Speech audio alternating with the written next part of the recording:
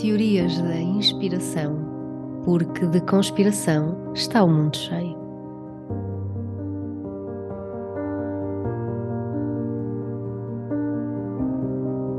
Alô, alô, então vamos falar sobre culpa.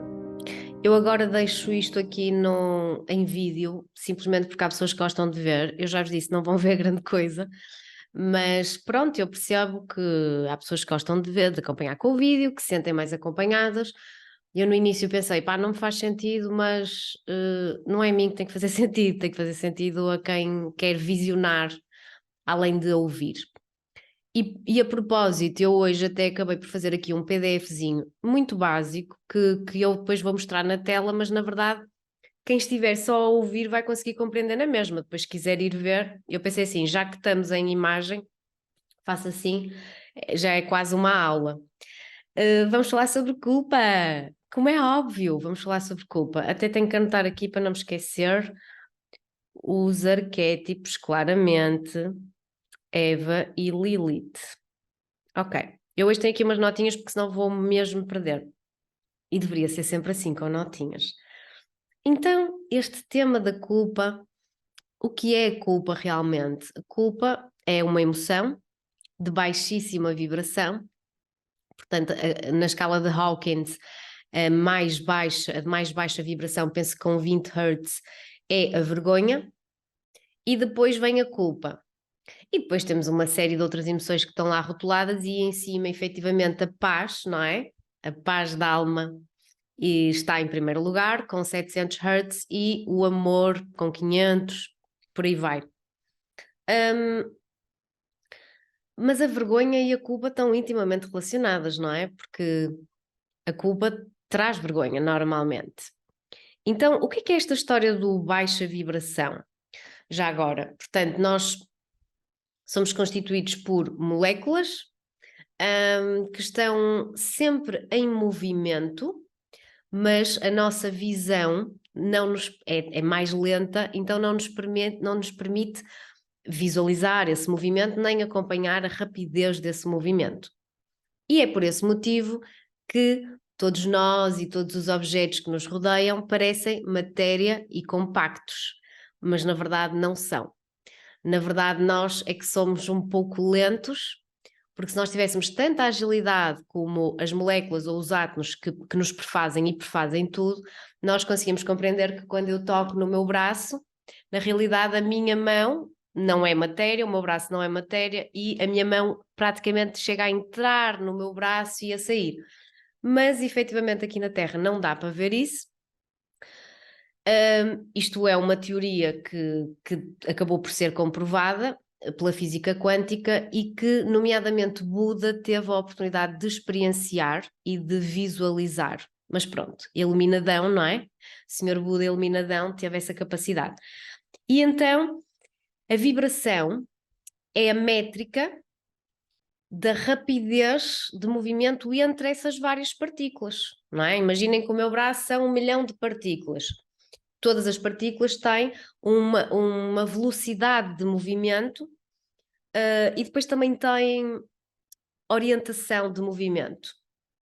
O que é certo é que a vibração é mais ou menos como, por exemplo, o nosso relógio, quando nós ligamos a app para medir as calorias e a velocidade e isso tudo, e que nos diz claramente se eu estiver a correr, eu vou perder X calorias em X tempo e estou a X velocidade.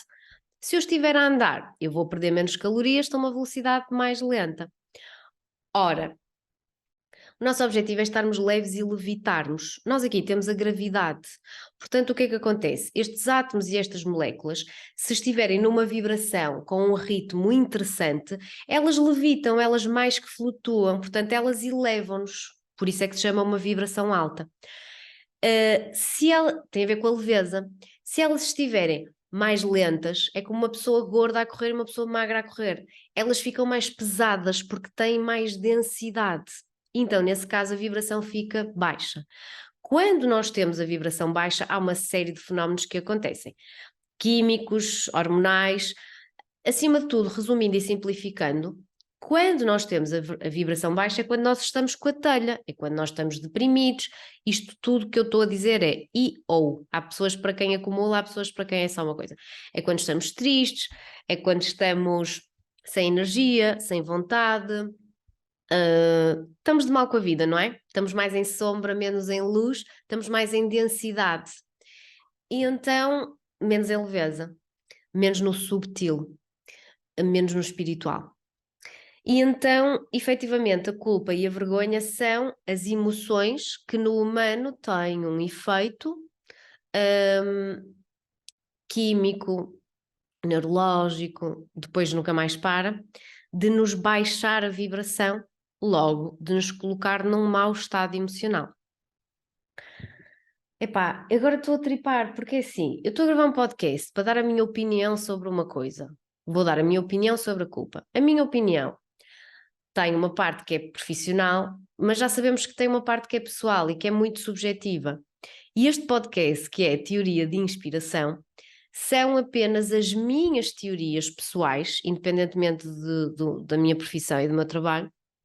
Claro que vão ter sempre o meu estudo lá metido e a minha experiência, mas são a minha opinião pessoal, e que eu gosto de lançar para inspirar, mas deixar uma certa abertura para que as pessoas possam ter a sua própria opinião e, porque contraste gera consciência, ter uma opinião até às vezes diametralmente oposta, porque no fundo acaba por ser a mesma coisa. Só que como tenho um PDF aqui, e esta matéria é muito importante e é muito interessante, e a nível de desenvolvimento pessoal é a chave e a base, dei por mim a começar este podcast como se fosse uma aula. E eu numa aula tenho mais certezas. Eu numa aula estou com matéria e estou a indicar algo que não é a minha opinião, algo que foi amplamente estudado. E agora dei por mim a falar de algo que, bem, a física quântica já está comprovada, a forma de explicar a vibração varia de pessoa para pessoa, pode haver pessoas que não vejam tanto como eu estou a dizer, só que eu estou aqui com um tom de rainha da cocada preta, por isso eu vou mudar, está bem? Vou mudar, faz parte do meu processo do momento, depois vocês vão perceber. Então, na minha ótica, a vibração explica-se assim, e na ótica de Hawkins, efetivamente na escala, a vergonha e a culpa estão lá em baixo. E eu trago aqui a vergonha e a culpa porque, para vos ser muito sincera, nunca me ressoou muito. Nunca me ressoou muito. Eu tenho uma grande amiga que está-me sempre a falar da vergonha, de processar a vergonha, que identificou que tem esse problema, atrai muitos pacientes nesse sentido porque ela é terapeuta e vai ajudando. A culpa, eu andava assim meio tapadinha a pensar que não, quer dizer, culpa todos temos, quanto mais não seja, lavei roupa no fim de semana, faz-me lembrar um post que no outro dia a Zélia pôs, lavei roupa no fim de semana e ela ainda está ali para tirar. Dá-me culpa? Alguma, pouca. E na verdade eu estava um pouco iludida a achar que a culpa não me assistia muito. Eu tinha bons motivos para estar nessa ilusão, porque é assim, eu não tenho problema nenhum em parar um dia inteiro. Eu no verão tiro um mês inteiro de férias, pelo menos. Eu paro, estou ao sol não sei quantas horas, vejo o André a cortar relva, a cortar plantas, a fazer não sei o quê, e eu às vezes até lhe digo, opá, isso é tudo culpa, meu, que masoquismo. Portanto, eu realmente, assim a título de dinâmicas diárias, não tenho muita culpa. Só que estava aqui num processo pessoal em que descubro, efetivamente, com a ajuda de alguns colegas profissionais, bem-ajam, que há aqui culpa. Então, claro, abriu-se a caixa de Pandora, esta culpa vem do útero da mãe, no meu caso, e claramente que todos nós, mesmo que a culpa venha dos antepassados e se plasme no útero da mãe, nós vamos arranjar forma de reproduzir essa situação também na infância e depois na idade adulta. Mais à frente vamos ver isso. Portanto, ou de vidas passadas, por isso é que eu digo sempre, não importa muito, eu faço regressões a vidas passadas, atenção. Mas se nós vamos buscar a chave aqui, o trigger, à vida passada, ou à avó, ou ao útero, aliás, ou à mãe, ou ao útero, que é quase a mesma coisa, ou à nossa infância, ou à nossa adolescência, quer dizer, são só tempos, mas vai dar tudo ao mesmo, quase. E então, efetivamente, eu tomei consciência de que trazia essa culpa de um outro, não é? Da vivência do meu clã feminino. Provavelmente a minha bisavó passou à minha avó passou à minha mãe, a minha mãe, eu tendo lá no útero, acabei por trazer. Atenção, não há certo ou errado. Eu trouxe porque eu escolhi aquele útero, eu escolhi aquela família. Porque para a minha encarnação atual, no meu plano encarnatório, eu considerei efetivamente que me dava jeito. E esta parte é fácil de compreender. Os meus alunos estão fartos de saber isto e já sabem fazer isto ao mesmo tempo que fazem o pino, mas esta parte é fácil de entender. O meu karma é o karma da humildade. Se eu tenho que ser humilde, de todas as emoções que existem, a culpa é uma que me dá jeito, para me obrigar a ser humilde, certo? Portanto, esta aqui está fácil. Então, eu ganhei consciência de que efetivamente havia aqui uma culpa que fazia com que eu tivesse determinado comportamento. Para quê? Para atenuar essa culpa, para amenizar essa culpa. E eu estava a leste, mas é que estava mesmo a leste. E por isso é que, no fundo, não foi pensado, mas eu até gravei o síndrome do impostor, porque tive aqui uma fase em que tive que estar muito para dentro, muito a refletir, muito a sentir. E não existe síndrome do impostor. O que existe é profissionais que estão a ajudar os outros e que do nada, quando a consciência expande até determinado ponto, já estão capazes de perceber que efetivamente as projeções que fazem e que está na altura de subir mais um degrau. Então eu cheguei à altura de subir um degrau, de perceber, e está a ser, ainda está a ser, não é? De perceber, eu não estava totalmente na inconsciência, mas dava-lhe outra roupagem. De perceber que efetivamente eu tinha uma culpa que fazia de mim a salvadora. Eu já tinha entendido esta noção de salvadora, mas enganei-me, porque como eu paro tanto e estou a apanhar sol e vou à natureza e só faço o que quero, eu achei que não estava naquela, de certeza que sabia que não estava naquela da salvadora que se prejudica e coloca os outros em primeiro lugar. Isso eu sabia que não estava. Agora, não sabia era do resto. Pode ser que eu conte, entretanto vamos ver o que é que sai daqui. O que é que eu percebo? Eu mergulhei, comecei a mergulhar inclusivamente neste tema da culpa. E, primeiro lugar, na culpa só existem dois timings. Ela estar inconsciente ou ela estar consciente. Porque esta culpa, normalmente, ela, numa primeira fase, ela está inconsciente. Nós não tomamos consciência de que estamos a vibrar esta culpa e de que temos esta culpa para integrar e para resolver, para curar. Então, o primeiro passo, e que é realmente importante e sem ele nada se faz, é trazer do inconsciente ao consciente. Já o Jung dizia, enquanto não tomares consciência do teu inconsciente, as coisas vão-te acontecer e tu vais-lhe chamar destino. E aí nós estamos na máquina de lavar. Tipo... Agora, quando nós saímos da máquina para retocar o amaciador ou ver se já está e tal, pronto, aí nós já estamos a tomar conta do processo sem controlar, que foi um dos meus grandes problemas. Então, eu também percebi que o humano ainda precisa de culpa. O humano ainda precisa de culpa. Nós, quando vivemos à Terra, vimos experienciar as sensações através das portas dos sentidos. Os olhos, os ouvidos, os 5 sentidos, o paladar e etc. Nas outras dimensões não existe esta conexão sensorial. Só que as sensações também se traduzem em emoções e retroalimentam-se e passam a sentimentos quando levamos à mente. Isso já seria outro paradigma. E na verdade, quando nós escolhemos encarnar na Terra, passa muito também por aqui pela culpa e para transcender a culpa. Ou seja, ela é necessária. Eu precisei dela para passar para outro patamar. Ainda não passei, ainda estou a passar. E aí foi aqui que eu pensei, uau, há tanta gente tão atrasada relativamente a mim, mas também há muita gente muito mais avançada relativamente a mim. Isto é bom para a minha humildade. Então nós ainda precisamos da culpa, porque a culpa é tipo um trampolim. Se nós soubermos usá-la, identificá-la e tomar consciência dela e trabalhar, ela tipo é incrível, mas a verdade é que nós ainda precisamos dela. Eu no outro dia estava a pensar, disse assim, quando puder no podcast vou falar um bocadinho sobre isto, vou só fazer aqui um pit stop. A questão e depois temos que trabalhar nisso. Eu vejo muito em terapia as pessoas a dizerem assim, nós identificamos as coisas, trazemos do inconsciente para o consciente, e a pessoa diz assim, e agora o que é que eu faço?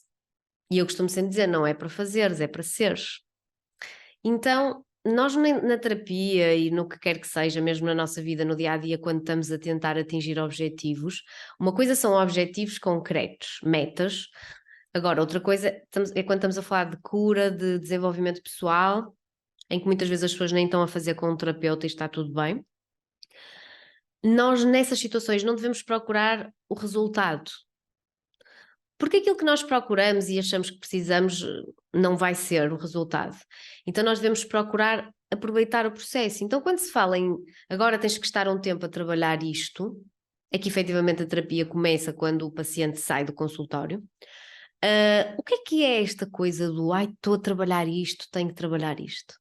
É tão simples e ao mesmo tempo não é fácil de explicar, mas vamos a isso.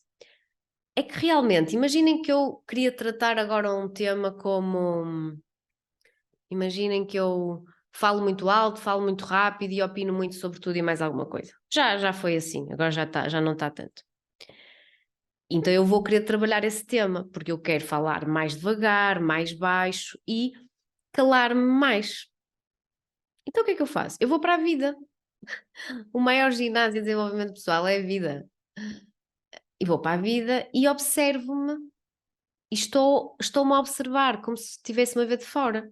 Por exemplo, ainda ontem não estive a fazer este exercício porque não é uma causa que agora me interessa, mas estava numa esplanada com os amigos e já estava mais calada, se for preciso. Imaginem que eu estava a fazer este processo, dizia alguma coisa, dizia, não deves fazer assim, tens de fazer assim. E depois, de certeza, que eu, quando chegasse a casa, ia fazer um debriefing. Um debriefing é analisar os acontecimentos. E por isso é que o journaling, por exemplo, pode ajudar, não é? Ter um diário e escrever. E eu ia lá escrever, olha, fiz isto, errei, então vou acertar. No dia seguinte, imaginem que tinham um almoço de colegas. Eu já voltava para esse almoço com outra consciência. Portanto, no fundo, isto é como fazer dieta. Começo a fazer dieta. Os primeiros dias porto-me bem, depois faço borrada. E emendo a borrada, nos dias seguintes, se for preciso, faço um jejum de 24 horas. É exatamente a mesma coisa, portanto, são os processos que corroboram com o tempo, por isso é que o tempo é tão importante.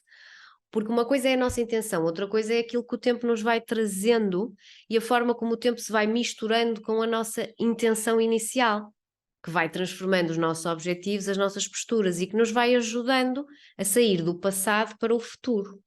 Foi só aqui um intervalo para falar sobre o que é isto de estar a trabalhar temas de desenvolvimento pessoal, ou de cura, ou de evolução. Então, quando eu estava aqui em roda da culpa, rapidamente eu fui parar ao paraíso. E repare-se logo desde o início que o paraíso, ao ser paraíso, é uma polarização. Está a separar algo, não é? Portanto, isto é muito mental. A mente separa, as vísceras integram.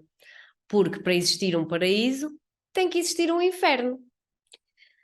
Eu não vou entrar aqui em conspirações, porque isto são inspirações, mas há muita coisa na Bíblia ou na igreja, ou eu não sei muito bem, que é super punitivo. O pecado, o padre, o confessionário, vou de joelhos a Fátima. Não tem que ser assim. Mas isto está enraizado em nós, porque de certa forma está no inconsciente coletivo e fomos, de certa forma, depende, uns mais do que outros, educados assim. Mas tudo isso é errado. Tudo isso é errado. Ainda há bocado ia orar. Orar é um pouco diferente de rezar. E tenho ali um altar e pensei, vou-me pôr de joelhos. Mas porquê? Porque dói-me os joelhos isso, eu não tenho que sofrer. Sangue, suor e lágrimas é tanga. Então, eu entrei no paraíso. E eu, tá bem, deixa ver, isto é ficção, não é? Mas vou entrar aqui neste universo, ver o que é que ele tem para me mostrar. Começo a recordar a história. Adão e Eva no paraíso. Para já aquela história de que a Eva foi feita com a costela do Adão, enfim, não é? Já está aqui um certo patriarcado, mas hoje não é esse o tema. Só que a história vem mais, temos que ir um bocadinho mais atrás. Porque para quem só conhece a história com Adão e Eva, A Eva é uma quenga, não é? Quer dizer, porque a Eva abusou, não é? E a mulher devia cumprir com o seu papel, ser mais cumpridora, dar o exemplo, poderá potencialmente ser uma mãe. Porque é que ela foi comer o raio da maçã, que era o fruto proibido? Depois também a cobra, também a vil cobra, que no fundo a cobra é a cura, a cobra, que é um símbolo para mim de evolução espiritual, de desenvolvimento pessoal, porque reparem, a cobra, à medida que ela vai crescendo e expandindo, como nós devemos crescer, expandir a nossa consciência, ela tem a necessidade de mudar a pele, mudar de pele. Eu neste momento sinto-me uma autêntica cobra, porque eu estou a ter que mudar de pele. Eu sempre tive fascínios por cobras, eu sempre disse que era uma cobra branca, uma cobra do bem. Não sei se sou, mas sempre tive um fascínio por cobras e penso que possa ter a ver com isto. Eu neste momento não sei muito bem quem sou, estou aqui numa fase de transição, um cinzento, mas eu não tenho que ir para o preto nem para o branco. Eu posso é aprimorar os pantones deste cinzento, mas claramente que eu vou ter que mudar de pele. Claramente que parte da minha identidade era o meu ego e era uma máscara. E pá, gente, 41 anos, isto já não dá tolerância mínima, não é? Isto aqui entre os 40 e os 50, as máscaras do ego não se aguentam mesmo. E então eu comecei a entrar aí nesse universo do paraíso. Portanto, para quem só conhece a história com Adão e Eva, a Eva é o mal que veio à Terra, porque ela comeu o fruto proibido e por causa disso, o pobre do Adão, não é? Lá está aqui a mulher que sai fora dos caminhos, dos eixos, é prejudicar o homem. Epá, havia um vídeo dos apanhados que era eles ganham 10, elas fodem 20, eles ganham 10, elas fodem 20, que era muito este arquétipo da mulher contra a mulher. Ai meu Deus, que até me dói. Uau! Uau! Sempre que uma mulher critica a outra, ela está a falar de uma parte de si que ela não está a saber integrar. Parece-me básico, mas vamos embora. E portanto, eles depois foram obrigados aquilo transformou-se num inferno, porque eles foram obrigados a trabalhar de sol a sol e mais não sei o quê, pronto, não sei detalhes, não me lembro. Só que a verdade é que antes da Eva havia a Lilith. E, portanto, aqui nós começamos a entrar em arquétipos. Eu relembro que um arquétipo é um modelo, uma referência, como se fosse uma enciclopédia com... Isto é difícil de explicar. Com modelos que nos dizem o que é o que é. Porque, por exemplo, como é que nós sabemos o que é um bom pai, o que é uma boa mãe? Porque existe o arquétipo do bom pai e da boa mãe. Não foi porque nós vimos nos nossos amigos, não foi porque nós vimos na televisão. Porque antes havia pessoas que viviam em aldeias que quase não tinham amigos e não havia televisão, e no entanto já havia expectativa com os pais. Existem modelos no inconsciente coletivo que têm traços gerais que nos indicam o que é um exemplo, e eu falei disto no último podcast, um exemplo que é uma ficção, que é uma idealização de um papel na sociedade, digamos assim. E, aliás, a comprovar isso, Carl Jung andou por vários sítios, ele também andou por vários manicômios, mas depois isto aqui era mesmo um inquérito até só com pacientes ou com pessoas normais. A perguntar o que era para as pessoas uma mãe, por exemplo. E as pessoas escreviam algumas palavras soltas sobre o que era para eles a maternidade ou uma mãe. E ele conseguiu perceber, investigando isto tipo, pelo mundo todo, que havia palavras que coincidiam. Agora, quando falamos em mãe, é normal que existam palavras que coincidem, só que ele depois experimentou fazer a pergunta para outros temas. E começou a perceber que as palavras que coincidem têm a ver com a informação que foi sacada desses modelos que estão disponíveis para a humanidade através da nossa psique. Mas pronto, também não vou estar aqui a convencer ninguém dos arquétipos. Agora, efetivamente, nesta história dos arquétipos, a Eva é a pecadora, não é? Só que, para quem sabe a história toda e se for por até contraste que gerará consciência, podemos ver aqui com a Lilith. E a Lilith, segundo reza a lenda, a Lilith surgiu primeiro. Só que depois, isto está um bocado mal contado, esta história, mas também a questão da costela também está, não é? A Lilith já era mais numa onda morena, sendo que a Eva é numa onda loira, não é? E branquinha. E a Lilith era muito misteriosa, mais sedutora. Portanto, a Lilith é o arquétipo da sedução. No feminino, a Lilith traz a ideia da sedução, traz a ideia da noite, é o arquétipo da lua, da feiticeira, da bruxa, se quisermos. Portanto, traz o lado sombra do feminino, não é? E a Eva traz o lado luz, não precisa de ser sol, porque isso é mais masculino, é mais pai, é mais homem, mas se a Lilith está relacionada com a lua, porque está relacionada com a noite e com a sombra, e a Eva está relacionada com o dia e com a luz do feminino, sendo um arquétipo mais maternal, o feminino maternal. Por outro lado, claro que o maternal fala em mãe, e mãe, para ser mãe, só a Nossa Senhora que engravidou do Espírito Santo, por obra de não sei do Senhor, Eva sendo mãe, terá que ter tido relações sexuais com o Senhor Adão, o que faz dela, à vista aqui de uma visão arcaica, porque é um tabu, não é? Para algumas pessoas ainda o sexo, que ela tenha comido o fruto proibido, ou seja, tenha tido relações. Portanto, se repararmos aqui no feminino, esta ideia da impura que comete um pecado está um bocadinho espalhada tanto para a Lilith como para a Eva, só que um na versão preta ou na versão branca. Uma era sedutora e sensual e possivelmente até picava o homem e depois não tinha nada, ou tinha apenas por prazer, e a outra teria para procriação. Agora, mas foi antes ou depois do casamento, não é? E é daqui que vem a ideia do impura. Estes arquétipos são altamente importantes porque, se efetivamente eles não existissem, não estivessem no inconsciente coletivo, nós não sentíamos culpa nas coisas que fazemos. E depois, quem é que nos cria a ligação entre nós e o inconsciente coletivo e arquétipos, como nomeadamente estes de culpa? O nosso querido ego.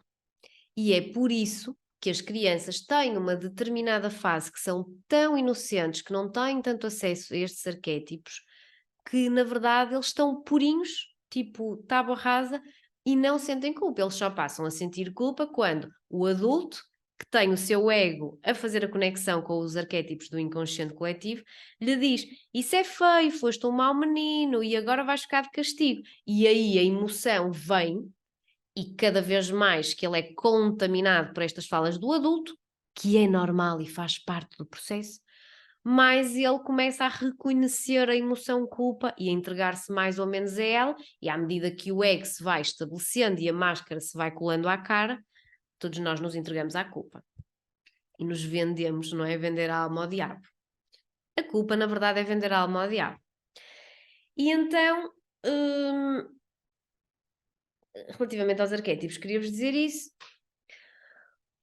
Continuei aqui a entender que, acima de tudo, a culpa no feminino, o que não quer dizer que seja mais para as mulheres, mas naturalmente será, e muito do machismo está aqui relacionado com isto, esta noção de inferioridade da mulher vem daqui, quer dizer, foi criada com esta historieta, mas isto para dizer, já me perdi.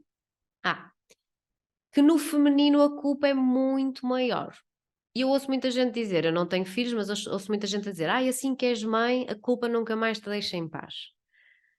E possivelmente também acontecerá a homens, até porque nós temos todos o lado feminino e o lado masculino, e depois nos homens existe a ânima e na mulher existe o ânimos, não é? Nos homens a mulher em mim, que é o tal sagrado feminino nos homens, e na mulher o ânimos em mim, que é o sagrado masculino nas mulheres. É uma energia que na mulher é inspirada provavelmente pelo pai e no homem é inspirada provavelmente pela mãe. Depois íamos para o complexo de Édipo e de Eletra, mas não vamos. E portanto, aqui, nesta história da culpa, Em geral, há aqui um desequilíbrio em que a culpa recai mais sobre o sagrado feminino e, por tal, há uma maior preponderância para recair sobre a mulher, mas não tem que ser assim. Aí eu comecei a pensar e até comecei aqui a fazer uns esquemas, vou partilhar tela, mas não interessa, para quem estiver a ouvir é na boa perceber aquilo que eu vou dizer, eu só vou partilhar porque, pronto, já agora eu até para me organizar resolvi fazer aqui em esquemazinho. Então, deixa-me aumentar isto. O que é que eu percebi? Eu percebi que está aqui na nossa psique e na história da humanidade esta história da Eva e do Adão no paraíso. Repararam? Costuma ser Adão e Eva no paraíso, primeiro o homem. E eu por acaso disse Eva e Adão, mas foi sem pensar, que até nem me soou bem, não é? De tal forma que isto está enraizado. Então, há aqui uma triangulação. Nós somos ótimos nas triangulações, só que este triângulo devia estar virado para baixo, porque eu considero que uma má triangulação temos o vértice virado para baixo, o central. E uma boa triangulação temos-lo virado para cima, mas pronto, foi o que acabei por fazer há bocadinho. Tudo parte do pecado original. Isto aqui é uma metáfora, nós temos que trazer isto para o nosso dia-a-dia e para a nossa vivência. O pecado original, no caso de Adão e Eva no paraíso, foi a Eva, raiz Esparta, a Eva comeu a maçã, mordeu a maçã. Epá, estou aqui a ouvir uns barulhos, tenho que ver o que é que é.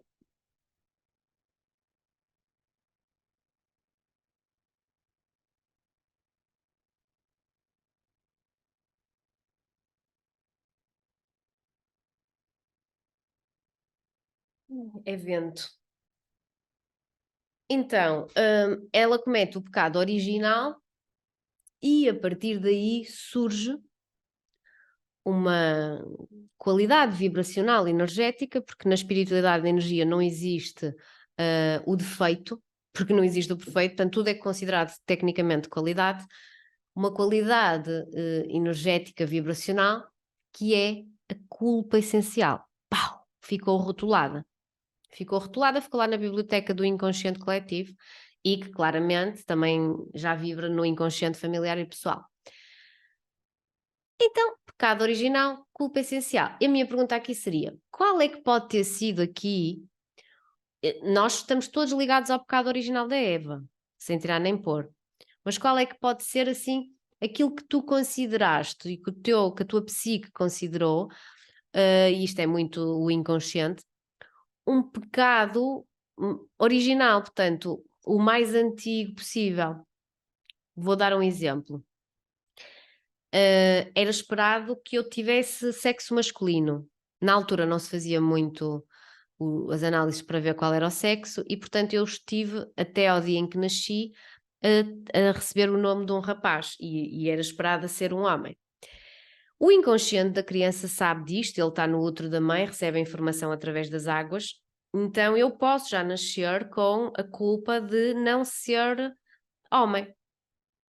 Pois é, mas é que isto é mesmo assim que funciona, e no meu caso isto aconteceu. Mas pensem lá, qual é que pode ser o pecado original? Ou, por exemplo, vinham salvar um casamento, porque o casal ia ter uma criança para salvar o casamento e não salvaram. Pode ser mais um pecado original. Ou foi uma gravidez não planeada. Pode ser o vosso pecado original. Ou os pais tinham dificuldades financeiras e não estavam a contar e ficou mais difícil. Pode ser tanta coisa, malta. Isto não estamos em terapia, fica difícil para mim dar todos os exemplos. Muito bem. Então, nós temos aqui na biblioteca original que houve um pecado original, que trouxe uma culpa essencial à humanidade. Essencial porque eu considero mesmo que na Terra ainda precisamos da culpa. Então, o que é que nós fazemos, nós humanoides? Porque ganhamos um vício emocional, é esta culpa, é esta densidade, por vezes, até para enraizar, e eu já falei sobre isto, quando falo em comer muito ou comer coisas muito densas ou carne vermelha, nós não podemos estar super espirituais, super subtis, sem enraizar um pouco, portanto, pés na terra, cabeça no ar, por isso é que temos vários chakras e o chakra raiz é um chakra que tem que estar bem assente na terra. Então nós às vezes provocamos-nos coisas para enraizar. E neste caso, a culpa traz-nos um vício emocional. Porquê? Porque o inconsciente adora estar seguro, a sua segurança é a repetição, repetir padrões familiares e padrões nossos que outrora foram vividos.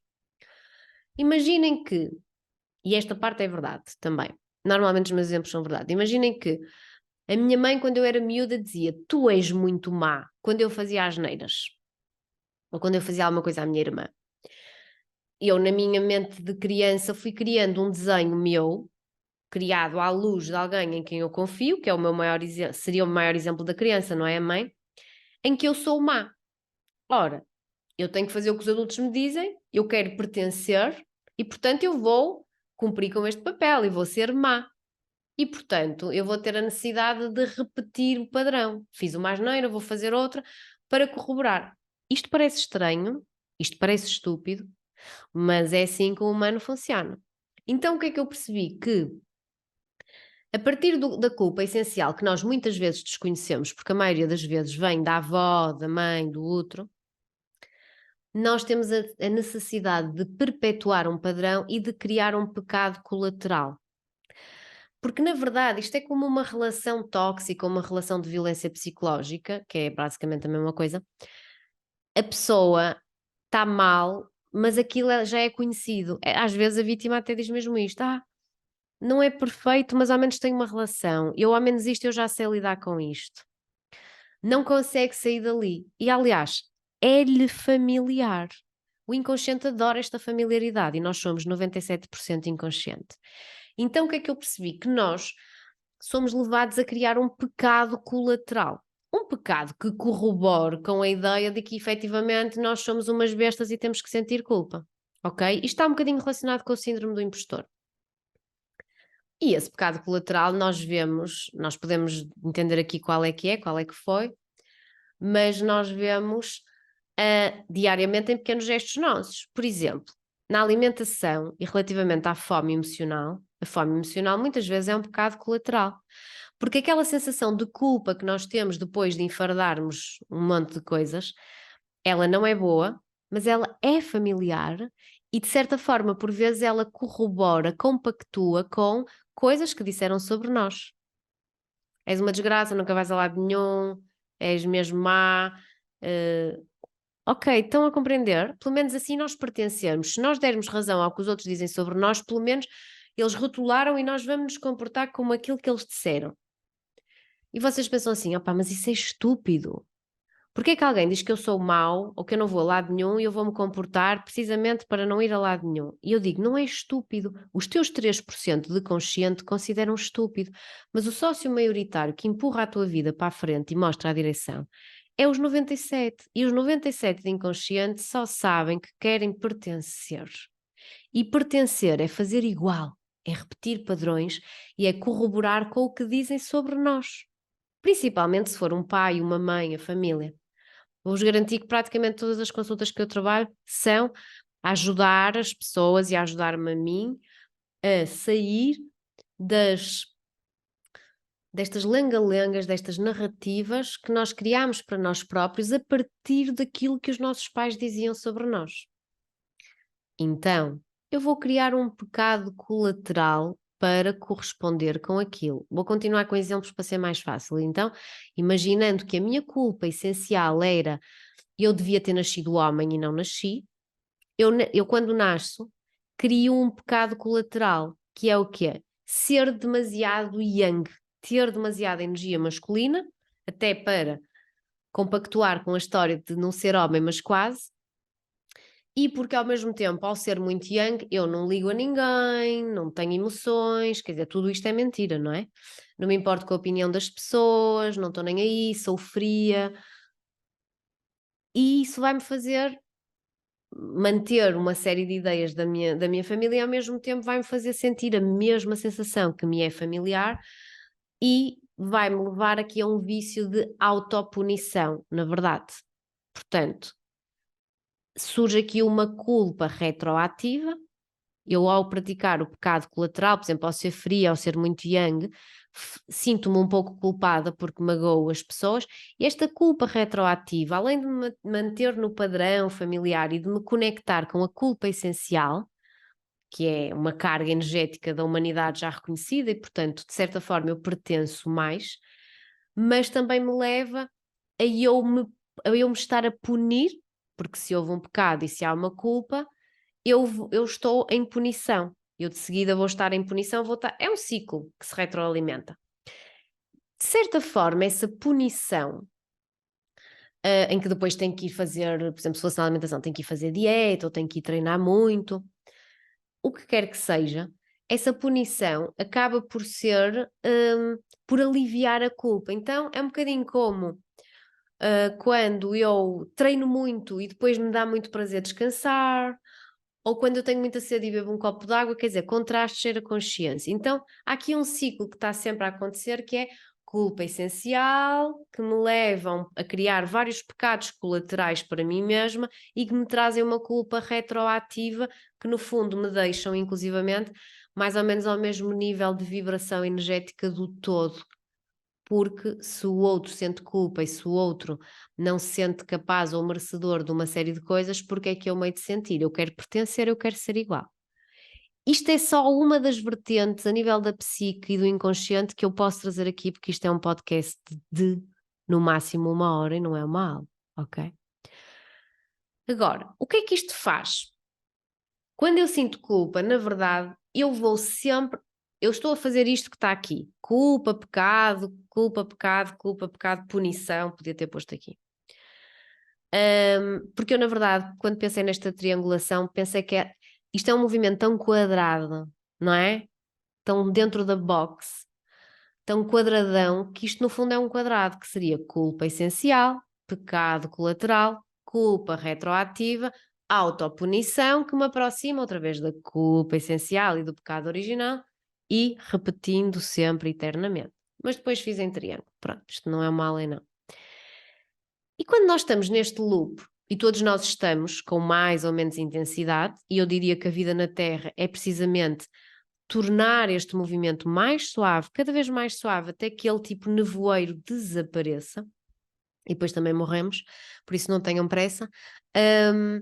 Nós aqui colocamos uma de 3 máscaras, sem chance. Quando nós estamos a vibrar muito em culpa, nós colocamos uma de 3 máscaras. Ou quando nós não vibramos muito em culpa, mas numa determinada situação sentimos culpa, nós vamos para a triangulação básica do desenvolvimento pessoal, que é vítima, vilão, salvador. O que é que nós sabemos sobre o salvador nas histórias, nos desenhos animados, nos filmes? Ou seja, no arquétipo de salvador, mas pronto. Que o salvador morre sempre antes do fim da história. Ok? E depois o que é que nós percebemos aqui? Que nós ou somos o salvador, ou somos a vítima, ou somos o vilão. Mas esta triangulação, ela retroalimenta-se, não é? Porque reparem, a vítima precisa de um salvador, e sem vilão ela não é vítima, mas pronto, ela poderia não querer ser vítima, se é que isto existe, porque à partida a vítima não existe, portanto, se ela se comporta como tal, é porque ela criou esta realidade para si. Mas pronto, a vítima precisa de um vilão, mas acima de tudo, a vítima precisa de um salvador. E o vilão precisa de uma vítima, não é? O vilão, à partida aqui, é uma pessoa que vem com uma carga muito forte, com um karma muito tramado, com muita dor e que não sabe fazer melhor, só sabe fazer aquilo que conhece. Isto nas pessoas com alguma maldade mais iminente, mas a pergunta seria: será que o vilão realmente existe? Nenhuma destas personagens existe na verdade, por isso é que são personagens. O que existem são sensações que nos levam para um script, para um guião do inconsciente coletivo e nós começamos a comportar-nos como se aquilo fosse uma derradeira verdade. E ficamos lá perdidos naquele script, não é? Há pessoas que são tomadas mesmo pelo guião e a vida delas deixa de estar em livre-arbítrio e passa a seguir os trâmites contados por aquela história específica. A história do vilão. O vilão morre no fim, não é? Portanto, é isso que queremos. Então, o vilão precisa de uma vítima, Poderá precisar de um salvador, porque senão ele também vai ser vilão até ao fim e lá está, vai morrer. Mas acima de tudo, o que está aqui mais subliminar, mais implícito e menos explícito, é que o salvador, primeiro, é uma ilusão de quem se acha e de quem acha que existe e que vai salvar, mas o salvador também tem necessidade que existam estas personagens. Acima de tudo, o salvador é o que mais necessidade tem que existam estas duas personagens. Porque se não houver vítima, ele não pode salvar ninguém. E se não houver vilão, não há vítima, portanto voltamos ao início. E tu perguntas assim: mas então se não houver ninguém para salvar, o salvador também não precisa de salvar. E esse é que é o problema. Quando tu pões a máscara do salvador, tu precisas de salvar alguém. Sabes porquê? Porque se não tiveres quem salvar, se não houver vítima, tu não sabes quem és. E isto aconteceu-me. Tu não sabes quem és. Porque tu estás identificado com aquela máscara em que tu tens que salvar, salvar, salvar. Nem tanto por ego e porque se eu salvo eu estou acima, muito mais por necessidade e por dependência, ok? Então, observa bem quem é que tu és nesta triangulação: vítima, vilão, salvador. E quando é que estás sempre a inventar estas histórias em que tem sempre que haver um vilão, tem sempre que haver uma vítima, tem sempre que haver um salvador? Nós somos todos iguais, não existem estes papéis. Então, esta é a triangulação da dependência e codependência. Porque a vítima, aquelas pessoas que ainda estão em vitimização, a vítima, porque tudo lhe acontece e porque, tipo, dirigem-se até aos terapeutas como se eles o fossem salvar e etc. A vítima precisa de um salvador, não é?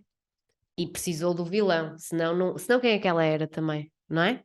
Porque depois há aqui uma identificação com esta persona egoica. Hum. Portanto, a vítima precisa que exista um vilão para ela ser vítima e precisa que exista um salvador para o salvar. E isto é o que já tínhamos falado. E o vilão precisa de uma vítima para atacar e precisa de um salvador para criar atrito, senão não tem piada. E acima de tudo, o salvador, e eu andei anos a salvar a minha família, a salvar tudo quanto há, ninguém me pediu nada. Atenção, foi pura manipulação da minha parte, mas foi inconsciente. Que eu trouxe foi para o consciente. Porque eu, como sentia a culpa, eu tinha que ressarcer a minha família por não ser homem e entre outros fatores que agora também não vou contar aqui tudo.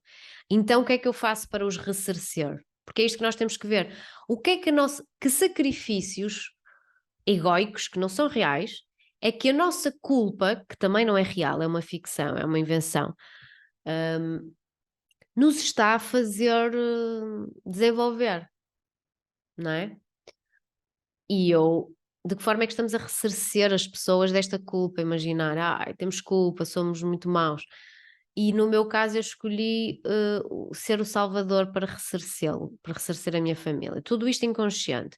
E portanto eu dei-lhes um atestado de incompetência e fazia tudo a toda a gente e salvava tudo, acima de tudo, e foi isto que me atrasou de ver as coisas como são, acima de tudo, no sentido de conexões emocionais e de comunicação. Eu ajudava-os muito, estavam chateados, eu é que desbloqueava o problema, mesmo a nível de relações amorosas, na família, mas laços familiares, laços com os. Imaginem, de si para si, não é? Eu ajudar uma pseudoterapia familiar, que eu não faço terapia a familiares, mas em conversa muito se faz, que me causou um desgaste doentio às minhas reservas físicas. Um desgaste doentio, doentio. E eu não estava capaz de ver. Então, até a própria palavra Salvador, agora é que eu estou a ver, é uma personagem que vem salvar da dor, não é? Que vem quase pedir desculpa pela culpa. E, portanto, dependência e codependência, porquê? Porque há aqui uma série de elementos neste triângulo, todos estes elementos, ao dependerem dos outros, podem, por vezes, fazê-los acreditar que eles é que precisam de si. E neste caso, por exemplo, entre o vilão e a vítima, pode acontecer um síndrome de Estocolmo, é quando um vilão rapta uma vítima e, de certa forma, ele convence-a, porque depois há uma manipulação psicológica, de que ela precisa dele, porque senão está ali presa e não vai comer, e ela até se chega a apaixonar pelo próprio vilão. Portanto, isso é um dos exemplos de dependência e codependência. Mas, acima de tudo, eu quero olhar para este Salvador. Este Salvador, que parece que é o omnipotente, tudo pode, todos salva e está acima, na verdade, ele é o que mais é dependente aqui. Ele precisa que exista um vilão, porque senão ele não tem ninguém para salvar. E, acima de tudo, ele tem uma dependência com a vítima, com a suposta vítima, porque não há vítimas. Mas ele precisa que ela precise de si. Então, ele vai estar constantemente a salvar a vítima e por ele entenda-se, eu estive a fazer isto muito tempo e procura se tu também o fazes ou se alguém o faz contigo, porque se eu estiver constantemente a salvar é como se eu tivesse um pombo lá fora que estou constantemente a dar milho. Ele não vai para a casa do vizinho, ele está de rabo preso. Então, isto é uma grande tomada de consciência de até onde é que efetivamente a culpa nos pode levar a perdermos reservas físicas, a perdermos vitalidade, porque através de uma culpa que era inconsciente, portanto, ninguém aqui tem culpa, ok? Nós assumimos um padrão e uma máscara com a qual nos identificamos, achamos que estamos a fazer o nosso melhor, damos um atestado de incompetência aos outros às vezes, no caso do papel de Salvador, e atrasamos os outros de evoluir e de lhes dar o espaço de eles, por exemplo, se desenrascarem das suas próprias situações. Eu gostava de dar aqui exemplos de. Eu estou muito no Salvador e gostava de trazer aqui exemplos da vítima e do vilão mais concreto para vocês sentirem na pele, mas neste momento eu não consigo, não estou capaz.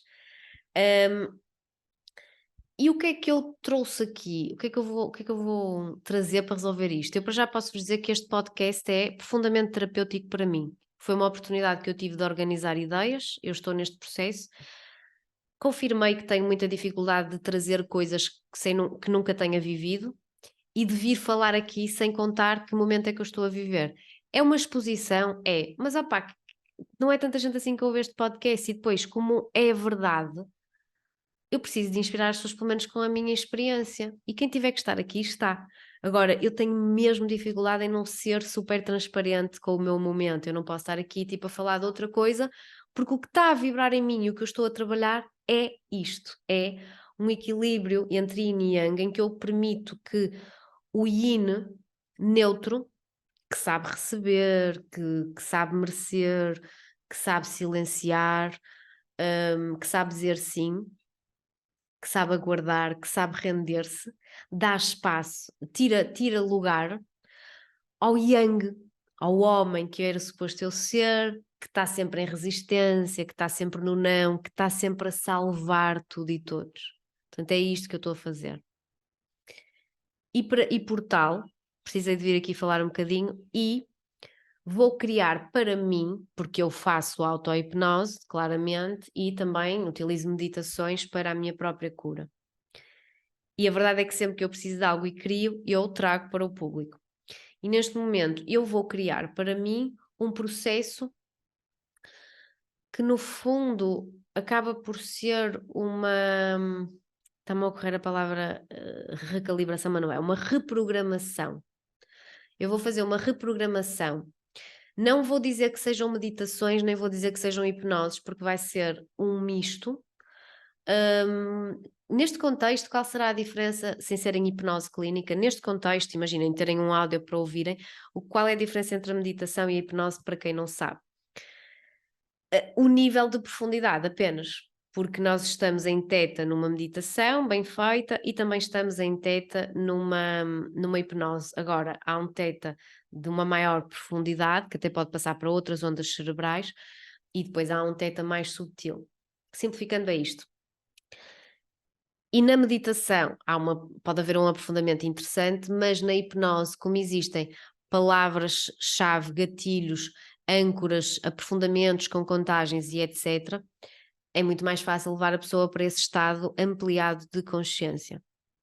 Então eu vou fazer aqui um mix em que eu misturo a força e a profundidade da hipnose com a leveza e o subtil da meditação, porque também não quero assustar ninguém, não haveria motivos para susto, mas às vezes o termo hipnose assusta as pessoas. E o que é que tanto a hipnose como a meditação são capazes de fazer? Criar novas sinapses neurais, novos caminhos para novos comportamentos. E que nos ajuda muito, porque quando a nossa psique decide ter um novo comportamento, mas o nosso inconsciente e as nossas sinapses neurais, os caminhos de comportamento, são os antigos, fica muito difícil e andamos a remar contra a maré e depois desistimos e é unfair. Então nós temos aqui um shortcut que é este. E portanto, o que é que eu senti? Dia 25 de julho é o dia fora do tempo. Para já é o dia fora do tempo. Portanto, é o dia em que não é passado nem futuro, é presença. Também não é presente, é presença. É um dia fora do tempo. Isto é um dia celebrado na tradição maia e, portanto, se o 25 de julho é o dia fora do tempo, significa que o 24 de julho é considerado o último dia do ano galáctico, que seria o nosso 30 de dezembro ou 31 de dezembro, nunca sei. É o 24 de julho, portanto, há uma série de processos que se fecham até 24 de julho e há uma série de processos que recomeçam um novo ano a 26 de julho. Portanto, o que está entre uma coisa e a outra é o dia fora do tempo. Engraçado que o Carl Jung faz anos, eu digo faz porque ele existe, que é um dos meus grandes mestres e nunca o conheci. É tipo um Freud, mas em melhor. O Carl Jung nasce a 25 de julho. Não é por acaso, porque ele é um homem fora do tempo. Então, o dia fora do tempo tem aqui uma segunda carga. O dia fora do tempo é o dia... A minha bisavó, desculpem, a minha bisavó também fazia anos a 25. Morreu com 99 anos. Era tramada ela. Foi até à última. Nós, avó, vais fazer 100 anos. E ela tramou-nos até à última. Bebeu vinho do Porto até à última. Enfim. Disse até à última que a água era para lavar os pés. O dia 25 de julho também é o dia do perdão universal. E eu senti com todas as células do meu ser que eu, quanto a ti, não sei, mas eu vou fazer isto. Ainda nem está criado, mas eu vou criar para mim e vou fazer. Preciso, as minhas células querem. Eu senti a necessidade de fazer uma espécie de Ho'oponopono. O que é o Ho'oponopono? É uma meditação havaiana que foi criada para o auto-perdão. Não é? Porque a cura é muito unipessoal, a culpa e a cura da culpa e o perdão é muito unipessoal. Por isso é que quando nós tentamos perdoar o outro é difícil, porque isso não existe. Nós temos é que perdoar a parte de nós que se sujeitou àquela situação que o outro nos proporcionou. E o Ho'oponopono é muito bom e é uma meditação que consiste em amo-te, perdoa-me, sinto muito, blá, blá, blá, blá. É tipo como se fosse a rezar um terço, estamos sempre a repetir este mantra. As palavras têm vibração e nós somos 70% água. O que é que acontece a uma água que ouve Iron Maiden durante um dia e um copo de água que ouve Mozart durante um dia? Vão lá ver com um microscópio, as células da Iron Maiden da água estão feiosas e as de Mozart estão maravilhosas, parecem flocos de neve. Há muitas experiências nesse sentido. A palavra tem vibração, a vibração interfere, tem interação com as águas e nós somos 70% água. Portanto, quando nós queremos mudar a nossa vibração, a palavra tem poder. E um mantra, e a vocalização e uma meditação têm poder. A palavra tem poder pensada, tem poder dita, portanto, a palavra, já na Bíblia dizia, no princípio era o verbo, porque a palavra tem poder incrível. É o poder da intenção e não só. Então, o Ho'oponopono, para quem não conhece, e resumindo muito que eu tenho que ir embora, mesmo que vou dar uma consulta, estou a ficar aqui já aflita, é uma meditação para o auto-perdão e para resolver alguns conflitos internos. Ora, a mim não me vai servir, porque na minha ótica, sinto muito, perdoa-me, eu amo-te. Se eu estiver a fazer esta meditação, a pensar, a ter uma conversa comigo e a dizer, Mia, lamento, eu perdoo-te, eu amo-te, muito bem. Só que eu presinto que há pessoas que estão a fazer isto numa ideia de igreja religiosa, de autopunição e penitência. De joelhos, com dor, sangue, suor e lágrimas, desculpa, desculpa, no confessionário do padre, eu amo-te. E não é sobre isso que nós estamos a falar. Nós estamos a falar em auto-amor, amor próprio, auto-perdão e dissolver esta culpa, estas camadas de culpa. Então o que eu vou fazer é criar um programa que é quase como se fosse um Ho'oponopono em meditação e em hipnose, mas completamente refrescado, para fazermos uma reprogramação da nossa culpa. Para fazermos estes passos, desvendar a nossa culpa, ressignificar a nossa culpa, transmutar a nossa culpa e integrá-la. Que, de certa forma, eu estou a dizer, vamos afinar Yin e Yang, porque o Yin e Yang que está desorientado tem no eixo central esta questão de culpa.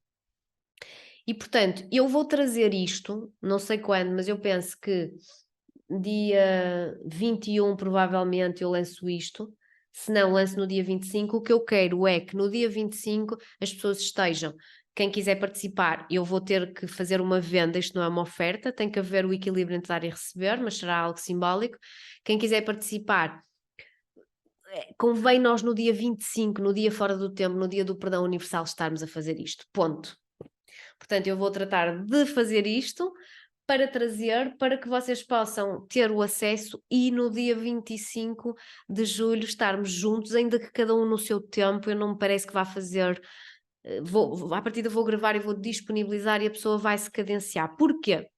Ficam com as gravações para reprogramar, eu depois vou dar instruções. Tem que se ouvir depois a dada altura, diariamente ou semanalmente, portanto eu vou criar aqui uma estrutura para isto. É um convite e eu vou fazer, acho essencial.